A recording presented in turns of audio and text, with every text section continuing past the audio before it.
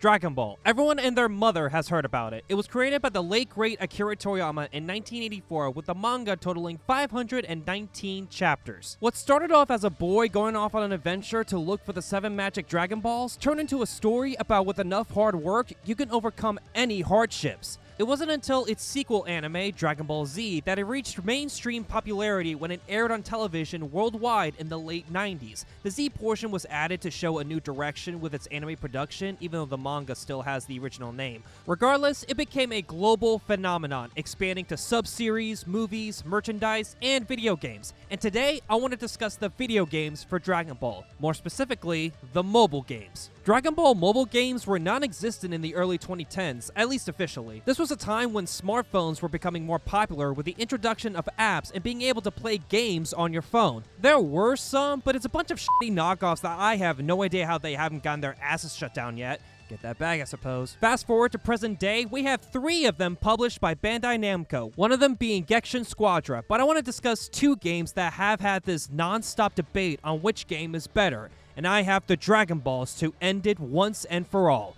Dragon Ball Z Dokkan Battle and Dragon Ball Legends. Disclaimer, I've logged in over thousands of days and played hundreds of hours in both games, so I feel like I'm up to the task. However, the most important thing to remember is that I'm doing this for fucking fun. I'm not out here making a definitive statement on which game is better. You might play one of these, both, or none at all. At the end of the day, it's my opinion, and I want to talk about a dumb battle that has been going on for years. Before we do that, let's go over both games individually, starting with...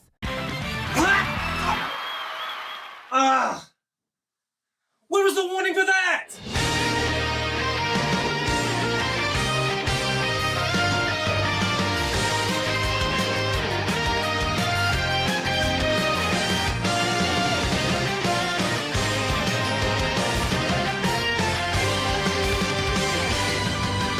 Dragon Ball Z Dokkan Battle was released in Japan for Android on January 30th, 2015, and for iOS a few weeks later. It was eventually released worldwide on July 15th that same year. Since they weren't released simultaneously, Global didn't get stuff that Japan got until months later. This was going on for 10 damn years before Global finally caught up, and now both are getting stuff together. For comparison, I started playing Dokkan during my junior year of high school, and now I'm working a full-time job. Time sure is a bitch, isn't it? How the game works is you assemble a team of 6 characters that has a leader granting buffs if certain requirements are met. You move around a grid to collect items, money, and ki for the battles ahead. You use characters to fight battles to collect items and resources to level up said characters. You collect orbs to gain ki to attack. Each character has a color or type that is strong and weak against other types. If you collect ki that has the same color as the character associated, you'll gain 2 ki bars instead of 1. You use 3 characters per turn, with the enemy attacking multiple times in different places. So make sure you move your characters to defend those attacks. If you collect enough ki, it'll launch a super attack that deals major damage. It's important to have max ki to defeat the boss as quickly as possible. They also have passive skills that will make them even stronger, and other moves such as actives, finish skills, and revivals. After collecting a lot of orbs, you'll unleash Dokkan mode, where you tap 7 targets at the right time to make your attack even stronger and attack multiple enemies if applicable. It's basic in nature, but it's designed that way. It has gameplay that's easy to learn and bosses that are challenging enough to make you think of what's the best team to use. This was the only official Dragon Ball mobile game until 3 years later, and thus began the never-ending battle for mobile game supremacy.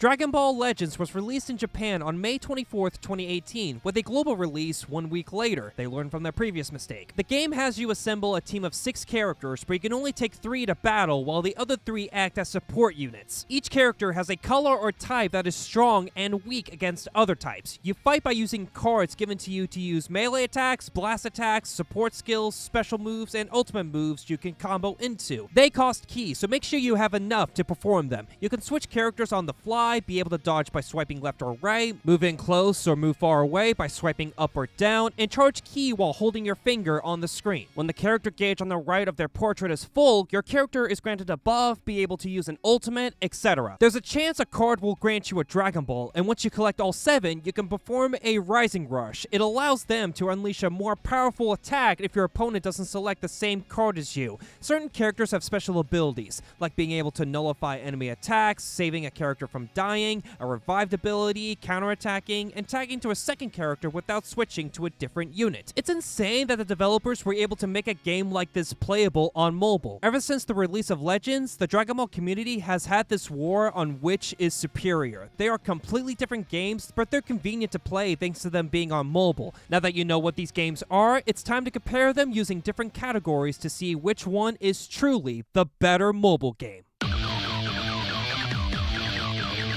One is a turn-based combat game. It has good strategy with using which characters to defend, who can collect ki to deal the most damage, and timing their other abilities to gain the advantage in battle. The other is a fighting game mixed with card battling. It's about using combo attacks and switching characters at the right time, all while building up their gauge and ki meter to turn the battle in your favor. Both have a stamina bar that when it's empty, you won't do any challenges and must wait in real time to replenish. I wouldn't worry since you'll have items to fill them back up, but that's not all. Dokkan lets you use support items and memories to help you in battle, such as reducing damage taken from enemies, changing ki spheres, raising ki, raising attack and defense, and so much more. Certain characters have support built into their kits, and they can also attack multiple times, making attacks a critical hit, or dodge incoming attacks. They also have link skills that when paired up with the right character can buff them even further beyond. Some have abilities like active skills that let them transform or deal massive damage, standby/finish skills that build up power over time to perform a more devastating attack, and tag skills that let you switch to another character if conditions are met. Some fights don't let you use items, some only let you use specific characters to take, so it's all about picking the right ones to battle. Legends lets you use support characters to buff the team and help them in a pinch, although it was implemented recently so there's not that many. Hopefully we'll get more in the future. While they lack battle items, they make it up with mechanics. Using cards depletes your ki over time, but if you're not doing anything, it automatically goes back up. You can hold down to charge, but it would leave you open if you're not quick enough to dodge. You can tech this by performing a card attack, move in close, swipe either left or right on the screen to get some ki back, and land another attack. This will let you attack more this way because if you select all the cards, you'll gain no ki as it'll perform the attacks without stopping. Another way is to charge a little bit of ki quickly before your next move. It's much harder to do it this way versus swiping, but you'll gain more ki this way and be rewarded if done right. Both have distinct gameplay to make them stand out, yet they are simple enough to play. While I like the simplicity that Dokkan has, Legends has better mechanics that feel like a more authentic Dragon Ball game. Having to fight in real time on your phone is very impressive. I mean, would you rather play this or pop some fucking bubbles? I would do both, but you get what I mean.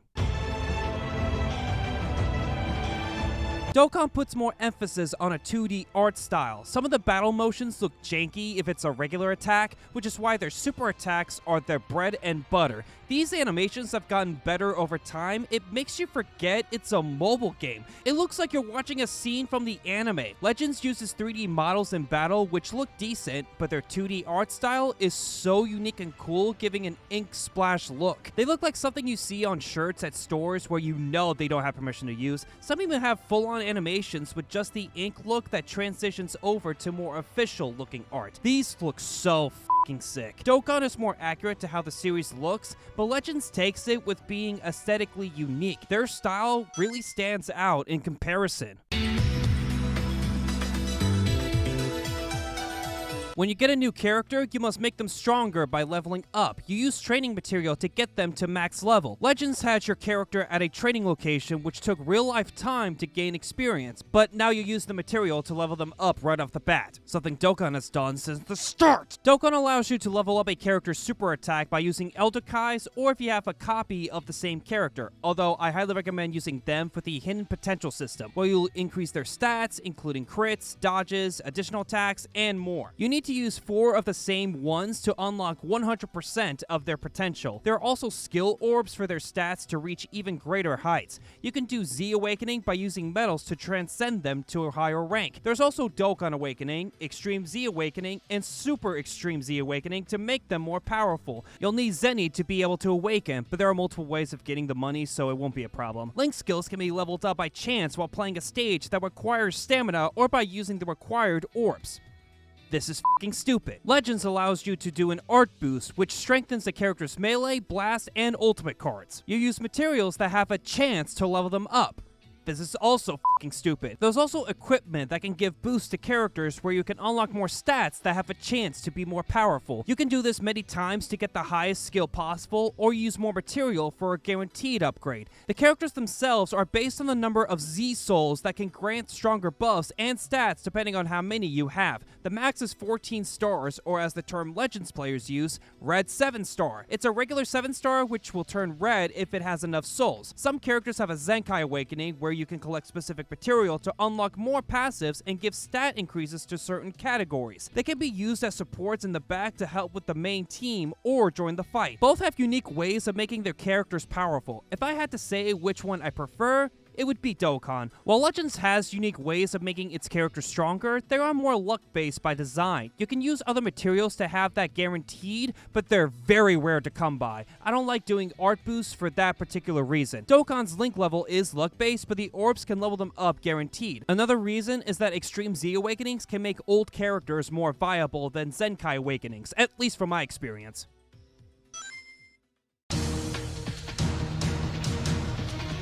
You'll spend most of your time clearing events. They're straightforward with rewarding materials, currency, characters, etc. They're either story retellings or a difficult fight that calls for your strongest team to win. It's important to do them if you can, since some of them are only available for a limited time. Legends has more variety with PvP, Tournament of Power, co-op, raids, adventuring, the list goes on. Each one offers currency that can be exchanged for a wide variety of items. You can do all, some, or none at all. Some even offer different gameplay, like the Tournament of Power. It doesn't let you fight and control your characters, but place them in a grid and who they should attack first. I know there's a certain level of strategy, I just bulldoze it. It's cool that stuff like co-op and PvP has you fighting alongside or against an actual player. But to be honest, I like Dokkan's events more. Even though Dokkan doesn't have the variety Legends has, its events are easier and more bearable. You can use certain support memories to have a greater chance for more rewards. The sea areas can be challenging if you don't have the right characters. The ultimate red zones are very difficult, so trying out different characters adds more nuance. There's also Baton Battle, Ultimate Clash, and World Tournament. But the main reason why I prefer Dokkan's events is that you can go through old ones with Portal of Memories. When events come back a second time, they will be permanently available if you have keys to spend. I wish Legends had something like this instead of re-rolling the same Ultra banners repeatedly. Oh, I forgot to mention, both these games are gachas. I'm 95% sure you know what I'm talking about, but I need that last 5%, so here goes. The term gacha comes from gachapon machines where you spend money to get a capsule that has a chance to be something very rare. Think of it like opening card packs or loot boxes, but Japan. Thanks to the introduction of mobile games, they have become more prevalent in the modern era. They're usually free to play with an option to use real money to buy in-game currency for a chance to get something good. It may be free, but if you want that shiny new unit, you will probably spend more money to get it and repeat the cycle than buying a full-priced game. They're becoming more prevalent as a way for companies to make profit. I fucking wish I was free to play. I have spent hundreds, hell, thousands of dollars on these games combined. They do give you free stuff, but you'll reach a certain point where that honeymoon phase of getting tons of rewards reaches to an end and you're just picking crumbs. Eventually, I gave in and started using my own money. I could have played them without spending any money, and I commend those who have. Is there a way to justify it? No, not really, but what I will say, it's my own money and I can spend however I want with it, whether it be a new PC, some amiibo figures, or fake currency. As long as I have some money to spend, I can use it for whatever I like. Now let's get into my gambling addiction. To acquire new characters, you must perform summons on banners that appear for a limited time. There are characters you can get through events, but the more powerful ones will be here. Dokkan has you spend Dragon Stones, while Legends has Chrono Crystals. You use them to do a single or multi, which drops 10 characters. There are different rarities for each game, starting from lowest to high. Dokkan has N for normal, R for rare, SR for super rare, SSR for super rare, UR for ultra rare, and LR for legendary rare. Legends has Hero, Extreme, Sparking, and Ultra. The only ones you should care about are SSRs and Sparking/Ultra characters. Dokkan has you spend 5 Dragon Stones for pulling 1 character and 50 stones for 10 characters. There's a 10% chance to pull an SSR, but if you do a multi, the 10th character is SSR guaranteed. It wasn't always like this for the first couple of years, as SSRs weren't guaranteed unless specified, and the rate was 7%. For the first year anniversary when Strength Gogeta dropped, I was able to pull him off of a single summon after doing 8 multis and only pulled 2 SSRs. It was rough back then. Technically, there are no URs and LRs in the banners, as they are only accessible for certain SSR characters if you collect medals to awaken them. Some banners feature a Dokkan Festival or Legendary Carnival character that are only available for a limited time. They do come back eventually, but it will be months before that happens. I spent 2,500 stones on AGL UI Goku for the 6th anniversary, and I did not pull him once.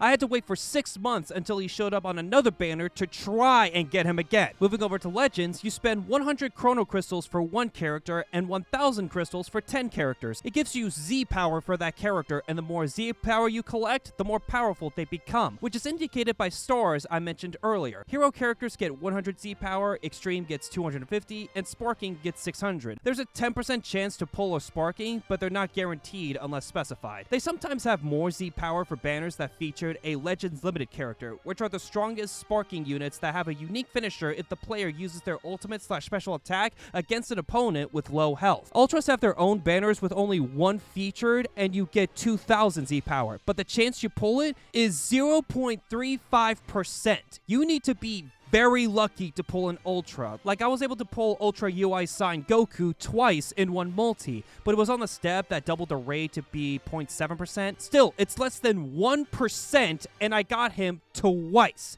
My luck was fucking insane that day. Certain animations play when you summon, and it can dictate if you're getting a featured unit, but they are rare to get. Just know that it will be clear whether you're getting the featured unit. They do offer discounts, like Dokkan has a perform 3 multis, get 1 free. Legends have step-ups that are discounted for the first few multis, and eventually getting to perform a multi for free. They also have tickets that you get from events and exchanges to do more summons. This is the closest challenge for both games, as they have pros and cons on how they go about summoning. If I had to choose, I would say Legends takes this one. While Dokkan has guaranteed SSRs no matter the banner, Legends does have more variety that appear multiple times. You can pick and choose which one to go for. Do you want the new Legends Limited character? Go for an Ultra, or get Senkai power if you're a millionaire. Dokkan has Dokkan Festival, Legendary Summons, Legendary Carnival, and Elder Kais.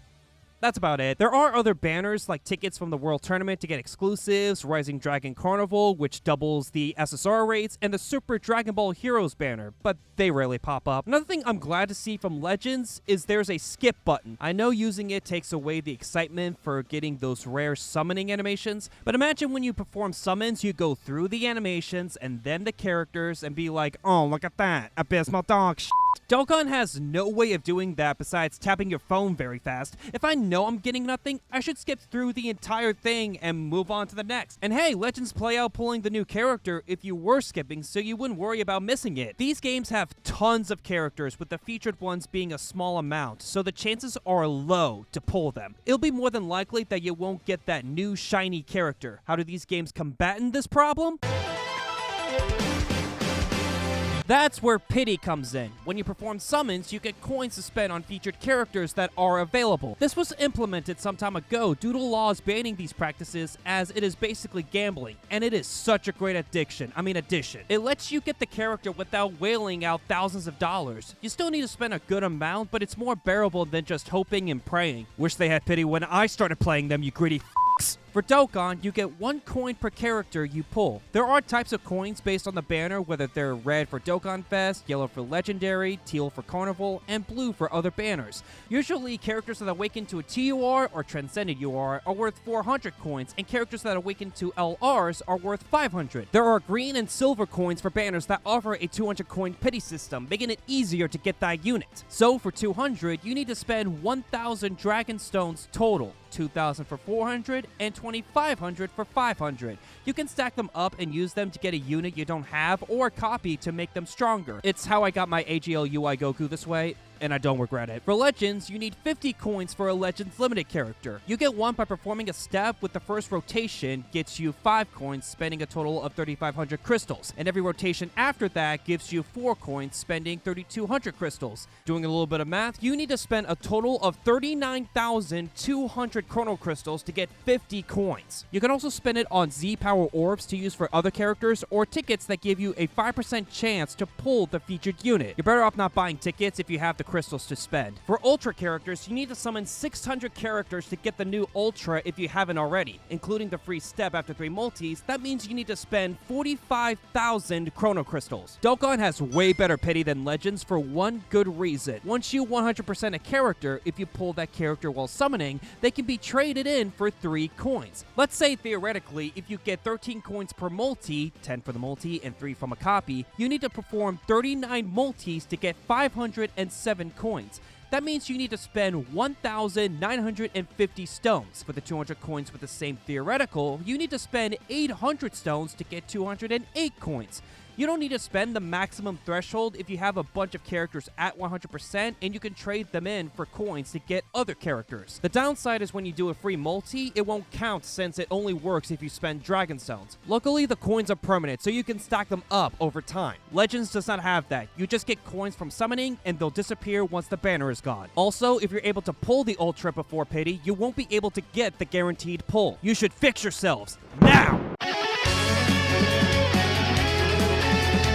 When it comes to these games and their longevity, they have gone through different metas. Dokkan had everyone using STR Gogeta as their leader until the demigods were released, which these characters give boosts to their respective types. Then Tech SSJ4 Gogeta and Fizz Omega Shenron introduced category leads, and they were released simultaneously, but Global didn't have categories yet, so they had their leader skill as to be released. It was awful not having their leader ability, but it's hilarious to look back on. This is the staple for Dokkan as new characters introduce new categories or buff older ones. Legends is the same, but certain characters have their own unique skills. Like some have you tap to make their attack stronger, can tag out to a different character, dodging attacks on their own, counterattacking if their meter is full, and much more. Some categories are better than others, and characters can be overpowered that they need to release another character to counter it. It becomes this constant cycle of releasing characters that it feels annoying at times, especially if you're playing PvP. I do win some matches, and it's great that they have an online mode, but just like with every online multiplayer, you'll run into some annoying f***ing tryhards with a powerful setup that you just die. Or maybe I'm just bad at the game. Dokkan has something similar with the World Tournament, but you're not fighting them in real time, and instead fighting people's teams they're using.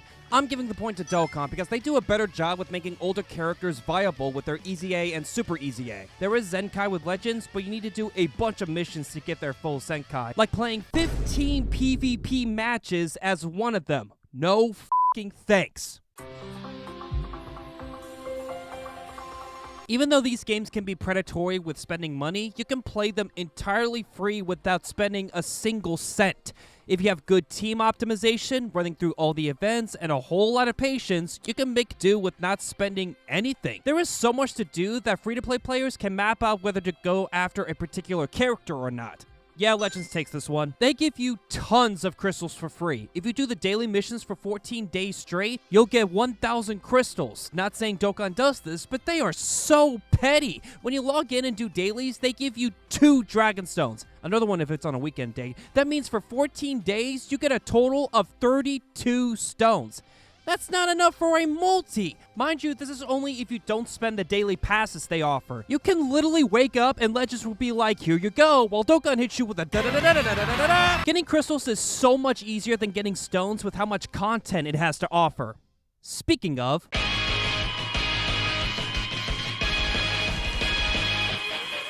Since they're both gacha games, they need to constantly add content to keep themselves relevant. At some point, it'll become stale and people will lose interest. They need to innovate to keep the games fresh, introducing new mechanics and modes, having summons and events for a limited time, and offering rewards for doing certain requirements. It's impressive enough that these games are still around after so many years. Recently, Dokkan added the new EX Super Attack. If you meet certain requirements, they will perform a more powerful attack. For the new SSJ4 Daima Goku, if the first attack performs a critical hit, there's a 77% chance it'll become an EX Super Attack. Of course, they added another luck mechanic. What the hell was I expecting? Legends released a new Legends rarity. It has special ink effects during the character's attacks and special animations if they fight against specific characters. It was a matter of time before they started adding Legends Limited Ultra characters, essentially. As someone who has played these games since their inception, I can't believe how much has changed over time. Like, people were foaming in the mouths for STR Gogeta during its first anniversary, with having to be effective against all types and having a leader skill that grants ki. For the 10th anniversary, AGL SSJ Vegeta / Goku's leader skill buffs certain categories with ki, attack, defense, and health. They also have Gogeta as an active transformation with some stellar animations, especially with his active skill. Like, just take a look for yourself. This is the greatest fusion of all!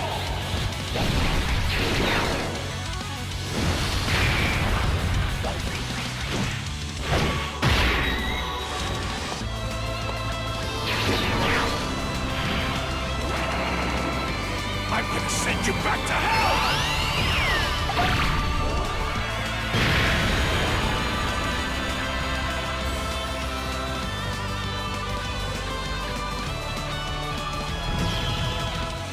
He's so fucking cool. The first anniversary for Legends saw the release of SSB Goku, SSB Vegeta, and Super Vegito. Now, after 7.5 years, Super Vegito is the first Legends rarity character, and SSB Goku and Vegeta are featured as a tag character. The ultimate question I want to impose for this category is which game is the best to play right now? More specifically, which game has good content that keeps players playing the damn game?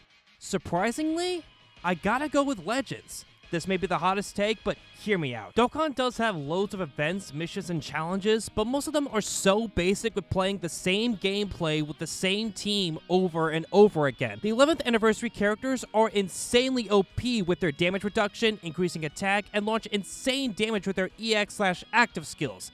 That is if you're able to pull them and get multiple copies. I'm usually a one-and-done guy, but getting at least one copy is highly recommended for leveling up additionals, crits, and dodges. Legends has that problem as well, but you don't have to have the latest unit to complete events. They do help immensely, but it's not required. It is better to have more stars on a character, but you can pick up orbs to increase their Z power further without needing to summon for more. You can also skip events entirely if completed, while Dokkan only lets you auto-battle. No skip whatsoever. Or maybe I have done most of Dokkan's events and haven't gotten through all of Legends' events. Maybe that's the real reason. While I do think Legends is the better game, I think Dokkan is the better mobile game. It goes back to the philosophy I said at the beginning, that a mobile game should be easy to pick up and play. I firmly believe that Dokkan is the epitome of that philosophy. It's simple in design, you can play for a bit every day, and that's it. Legends is more hands-on with its design, but the fact that you can play it on mobile is something I would have never thought would be possible. I could have included other topics like the anniversaries, the menu, the story, the music. I'm not here to make the definitive decision on which game is better. This is me making a silly debate on some aspects of the games in question. While there are still some problems like the friend system being abysmal, needing better balance with PvP, battles being stupidly hard without having the most broken units imaginable, having a pity system that is so fucking egregious, I still think these are great games to play right from your pockets.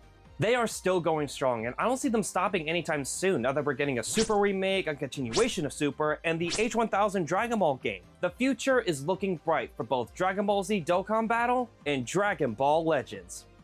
And I hope so, because they'll shut down without hesitation. I can't let that happen. I gotta keep them alive!